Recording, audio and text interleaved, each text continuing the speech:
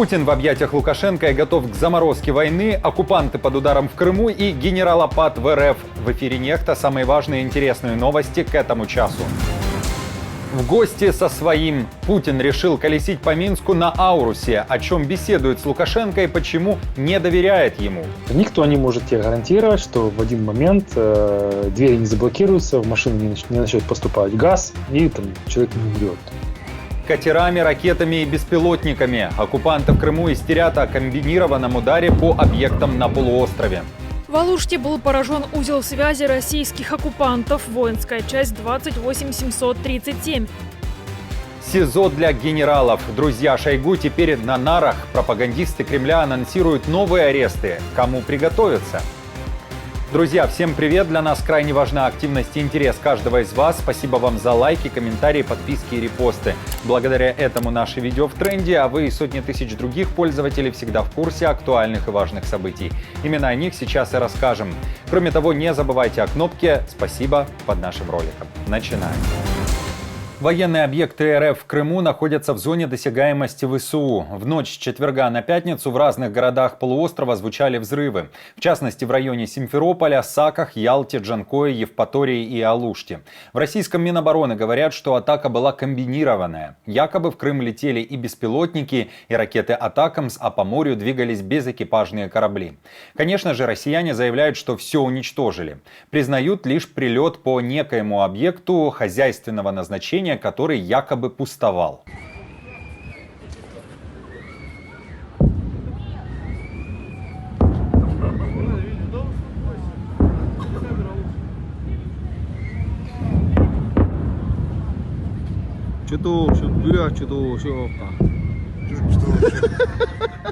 При этом партизанское движение «Атеш» уточняет, что не все так однозначно, и прилет пришелся точно в цель по силам ВС РФ. В Алуште был поражен узел связи российских оккупантов, воинская часть 28737.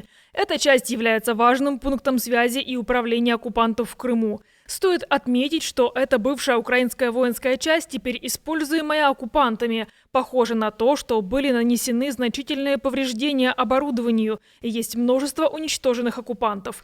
Вероятно, также удалось уничтожить пункт управления этого центра.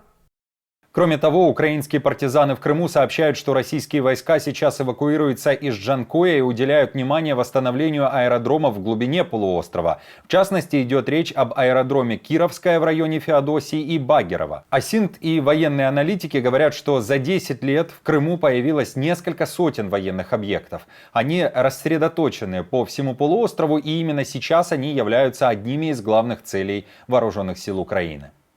Вот эти объекты, они, в общем-то, уже знакомы. Это система ПВО, потому что плотность систем ПВО в Крыму очень высокая.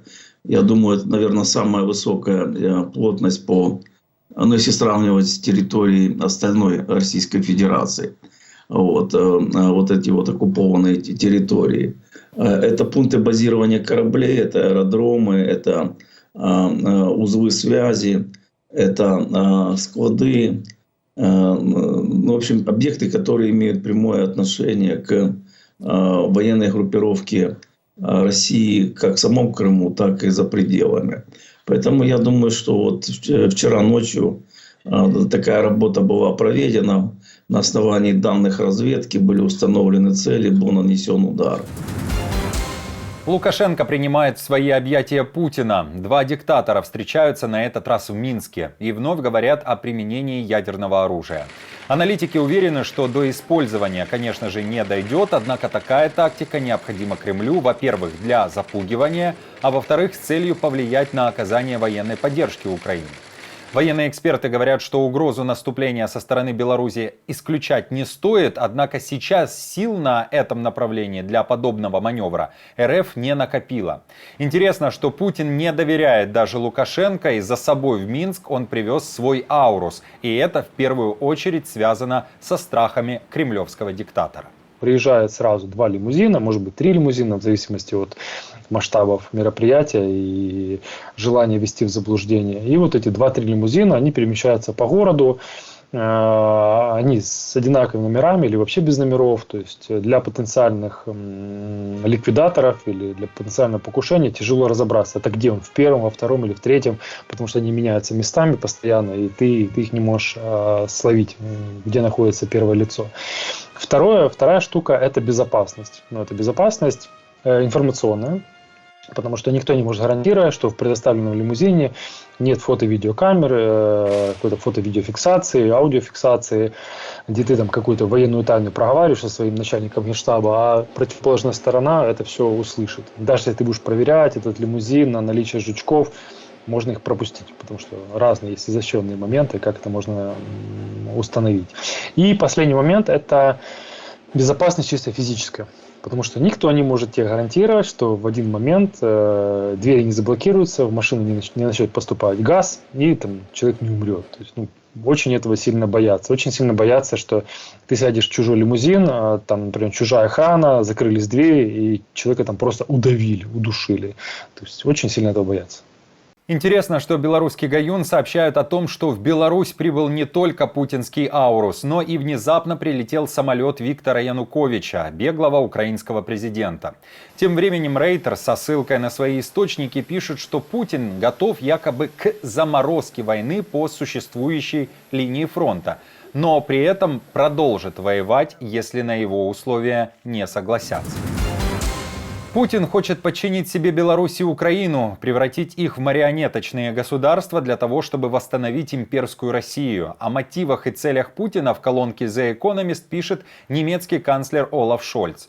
Он также говорит, что Путину необходимо дать понять, что НАТО не стремится к конфронтации с Россией и не будет стороной конфликта.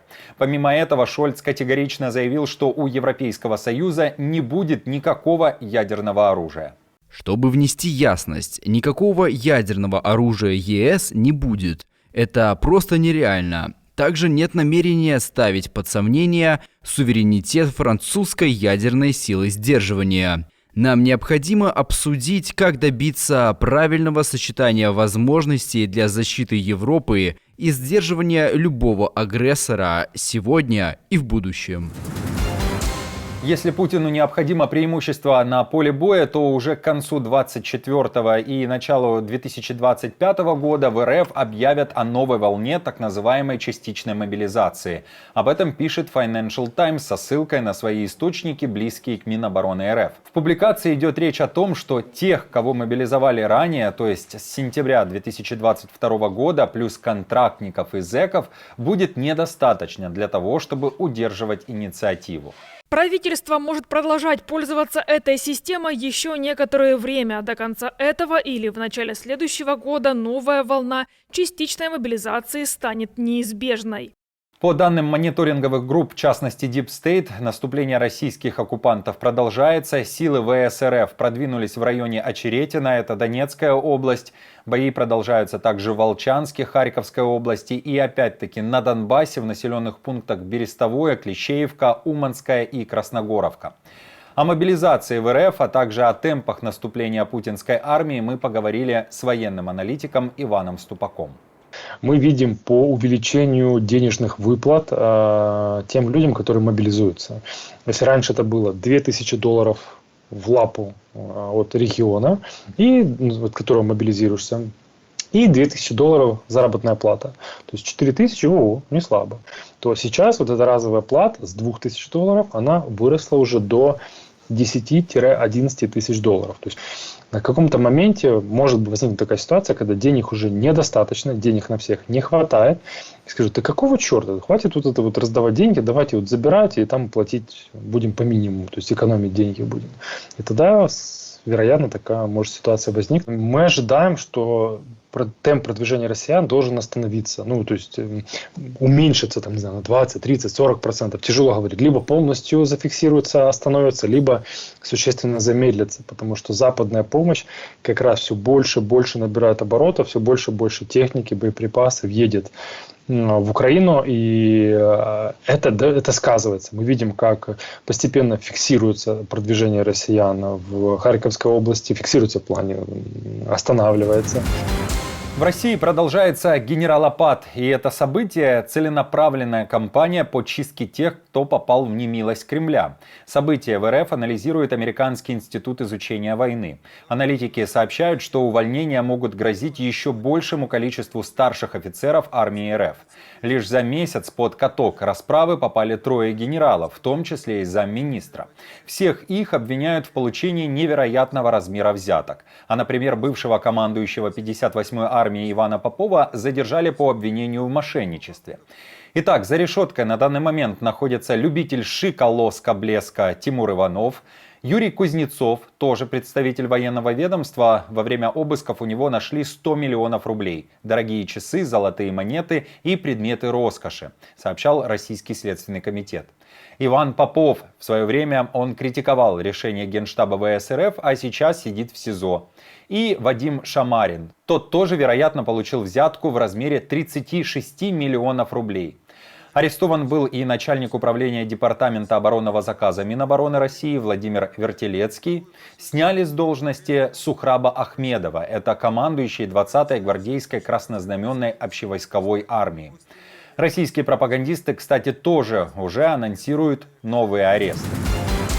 Джо Байден и вице-президент США Камала Харрис могут не приехать на саммит мира по украинской формуле мира в Швейцарии. О том, что запланировал и где может находиться Байден в дни проведения этого саммита, а это 15-16 июня, пишет Bloomberg. По данным авторов публикации, Байден после встречи G7 на юге Италии отправится не в Швейцарию, а в Лос-Анджелес, где пройдет мероприятие по сбору средств на его предвыборную кампанию. Опять же, авторы публикации называют такой вариант вероятным. То есть может что-то измениться, и Байден таки прилетит на саммит мира. Если же все-таки не прилетит, то Bloomberg пишет о том, что такое решение Байдена говорит о том, что все больше он переходит в режим предвыборной кампании, стремясь преодолеть лидерство бывшего президента Дональда Трампа в шатких штатах накануне выборов.